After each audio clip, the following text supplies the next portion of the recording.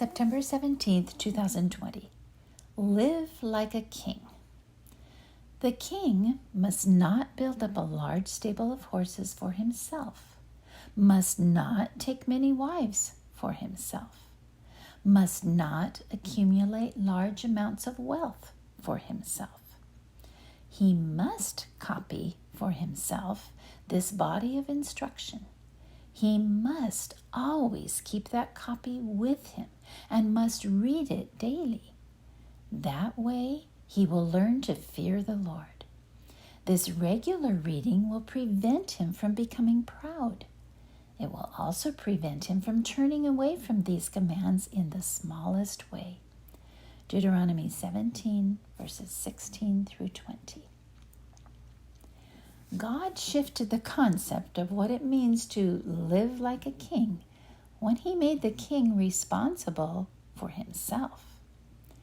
Instead of the king giving the orders, God gave the king commands to obey. The 3 must not commands struck at the very core of a man. Horses, a matter of where he put his trust. Wives, a matter of who stole his heart. Wealth, a matter of what made him proud. And the 3 must commands all had to do with God's word. Copy it, keep it, and read it.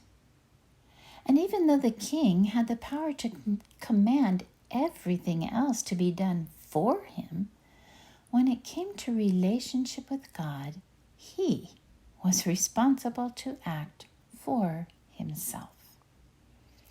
As always, God had a purpose for these commands. In fact, every must not command could be overcome by heeding the must commands for God's word. Instead of trusting horses, the king would learn to trust and obey God. The word would prevent his heart from being turned away by women and prevent pride in his wealth. In fact, obeying the word would secure real wealth, his descendants ruling for generations. Daily life in the word is a must for me as well. And if I devour the word for myself, I too will live like a king.